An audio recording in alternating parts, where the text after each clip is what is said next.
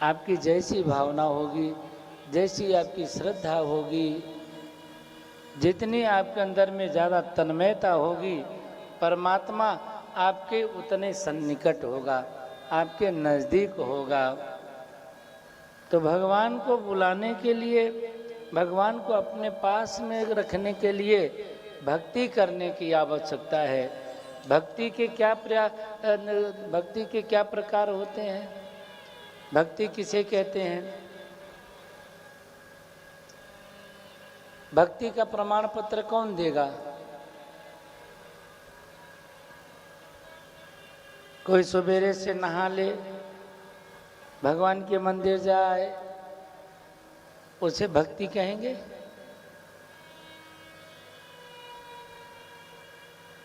व्रत कर ले, उपवास कर ले, उसे भक्ति कहेंगे? ये भक्ति के प्रकार तो हो सकते हैं, उपांग हो सकते हैं, लेकिन भक्त के लक्षण ये नहीं है कि मंदिर जा आए तो भक्ति हो गई, ये बड़ा भक्त है। भाई रावण भी मंदिर तो जाता था, रावण ने भी तो भगवान शिव की पूजा करी, रावण ने भी तो भगवान शिव का अभिषेक किया, रावण भी देव की उपासना करता था, उपासक था,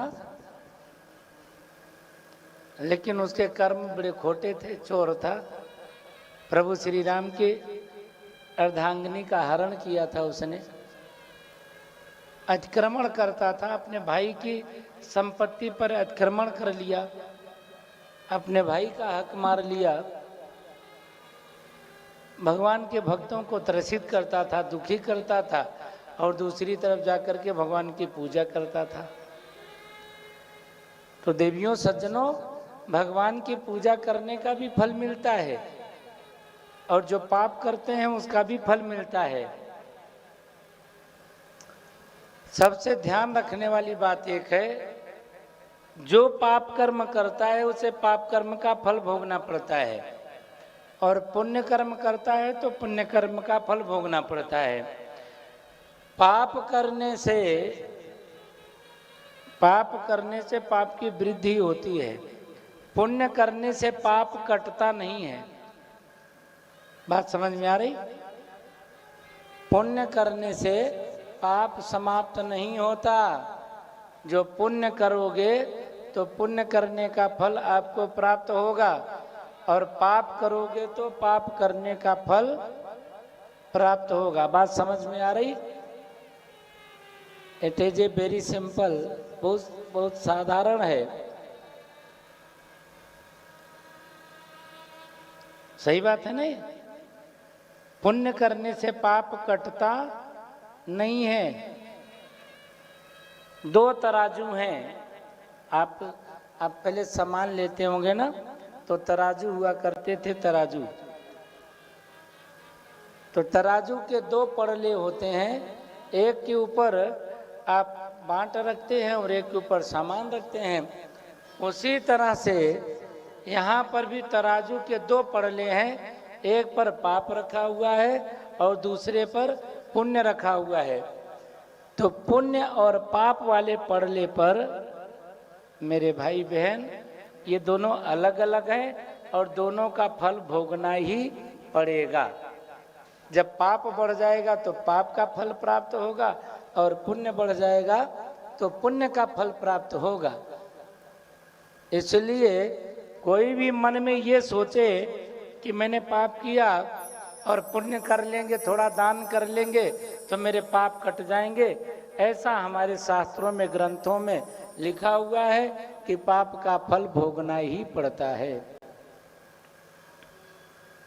वो कटने वाला नहीं है। उसके लिए तो प्रायश्चित करना पड़ेगा, पाप को छोड़ना पड़ेगा, और अहरनिश पुण्य जनित कर्म करते रहना है। जब पाप का फल समाप्त हो जाएगा, फिर पुण्य जनित आ जाएगा, तो जीवन में आनंद ही आनंद हो जाएगा। इसलिए अपने जीवन में प्रयास करना चाहिए कि पाप न हो, पाप कम से कम हो। करना भी पड़ जाए ना, तो ज़्यादा न हो, कम से कम हो। झूठ ना बोलो, झूठ बोलना ही पड़ जाए तो बड़ी मजबूरी में बोलो। हर समय झूठ का नाश्ता मत बनाओ। कई लोग तो झूठ का नाश्ता बना लेते हैं, खाते पीते सोते जागते हर बात में झूठ बोलते हैं। आप लोगों ने देखा होगा बुंदेलखंड में एक बड़ी अच्छी वो है प्रथा है, लोग जब कसम खाते हैं बुंदेलखंड में तो कसम पता है किसकी खाते हैं? रामदई खाते हैं ना, रामदई ऐसा बोलते हैं। कोई कहता है बजरंग कसम, बजरंग कसम खा रहे हैं, बजरंग कसम। हम मेरे सामने कई लोग कह देते हैं बजरंग कसम खा रहे हैं। मैं अभी कुछ दिन पहले मैंने एक से पूछा ये बजरंग कौन है? अरे बोले बजरंग बली। मैंने कहा बजरंग बली हनुमान जी महाराज मतलब? बोले हाँ वही। तो मैंने कहा बजरंग की कसम तूने क्यों खाया? नहीं मैं उनको ही पूजता हूँ ना, इसलिए उनकी कसम खा रहा हूँ। अरे भाई कसम उसकी खाओ जो तुम्हारा खास हो, है ना। जैसे मम्मी है, पापा है, शादी हो गई तो लुगाई है, बच्चे हैं, बेटी हैं, उनके कसम खाओ ना। अब कोई भोले की कसम खा रहा है, कोई बजरंग की कसम खा रहा है, कोई राम जी की कसम खाता है। ये इधर बुंदेलखंड में ऐसी कसम खाने की ज्यादा प्रथा मैं देख रहा हूं। और किसी की कसम ना खाए तो एक बड़ी अच्छी भाषा है तोरी सौ ऐसा बोलते ना, तोरी सौ मतलब तेरी कसम। पाप करने से पुण्य तो क्षीण हो जाते हैं, लेकिन पुण्य करने से पाप क्षीण नहीं होता। पाप का फल भोगना ही पड़ता है। बोल शंकर भगवान की जय हो।